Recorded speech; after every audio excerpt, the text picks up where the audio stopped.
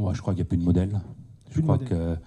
que les cycles sont de plus en plus courts et de plus en plus aléatoires. Donc en fait, c'est juste notre activité qui permet d'attraper ce qui se présente. Je me demande, moi, si la croissance est vraiment un paramètre sur lequel il faut qu'on continue à suivre. Enfin, on vient d'entendre Willy qui dit qu'il n'y a plus de modèle. On ne peut plus, je pense, aujourd'hui, se baser sur des modèles industriels pour faire plus, pour gagner plus, il faut produire plus, etc. En parlant de Pantone vert, on est encore beaucoup dans le marketing, que ce soit au niveau politique ou au niveau industriel, que ce soit en France ou ailleurs. La planète bouge à vitesse exponentielle, contrairement à ce qu'on veut bien nous faire croire. Ce n'est pas en 2050, ce n'est pas en 2100. C'est une position complètement personnelle. Et dans nos industries, on a la main pour faire bouger les choses. La seule chose qui ne change pas, c'est que ça change tout le temps. Ça fait 30 ans que je suis chef d'entreprise, ça change tout le temps. Et ça ne me fait pas peur. Et en fait, c'est un peu ce qui me motive pour venir ici, au CDM, ou pour être adhérent APM également. C'est d'échanger avec les autres. Et puis, je trouve que ça contribue à l'ouverture d'esprit et ça facilite la prise en compte des changements.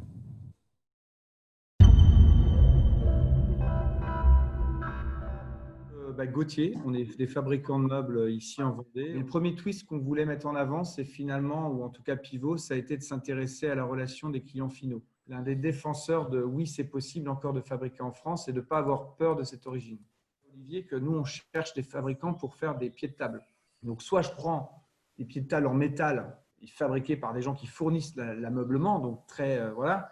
Soit je me dis, quel est le savoir-faire français d'entreprises qui aujourd'hui sont sous-traitantes de tel ou tel métier en France et ont de la capacité de production dans le travail de l'inox. Le problème qu'on a tous, c'est qu'on ne se connaît pas.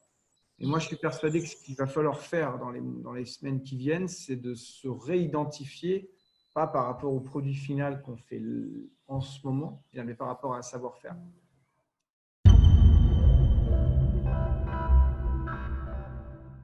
Oui, j'aimerais croire que la relocalisation soit le principe de développement durable de l'après-crise.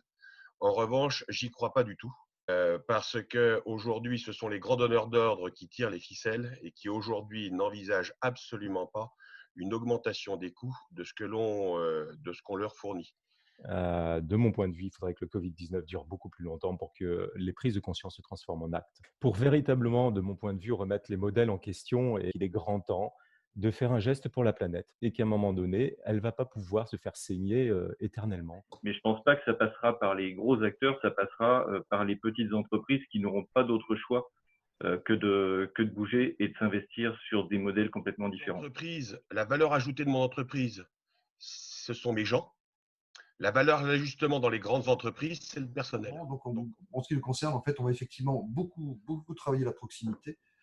Et puis, surtout, faire un choix vraiment stratégique de dire on va arrêter cette dépendance auprès de ces groupes qui ne pensent qu'aux finances, en fait. Voilà.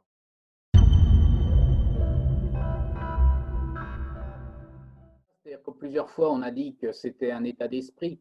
Mais en fait, là aussi, ce n'est pas un modèle d'état d'esprit. Je pense que ce qu'a dit Marc est juste. Il faut d'abord aimer la liberté. Donc, à partir du moment où on est libre dans sa tête, on est plus ouvert à entendre des choses qui sont un petit peu différentes, qui peuvent être voire iconoclastes. Mais il faut garder cette envie de rêver. Et puis, pas hésiter à casser les règles et aller voir les clients de nos clients si on veut vraiment disrupter. La souffrance, c'est la conséquence d'un état concurrentiel. Donc, si on veut déplacer le jeu, il faut forcément trouver des nouvelles règles. Est-ce qu'il ne faut pas avoir quelque part à son catalogue plusieurs business models en fonction justement des besoins de nos clients? Or, le propre d'un groupe exploratoire, c'est de ne pas savoir où on va. La participation à l'exercice des groupes exploratoires, pour moi, est déjà une forme de disruption. C'est-à-dire que le concept du groupe exploratoire mène à quelque chose qui, de toute façon, n'est pas quelque chose d'habituel.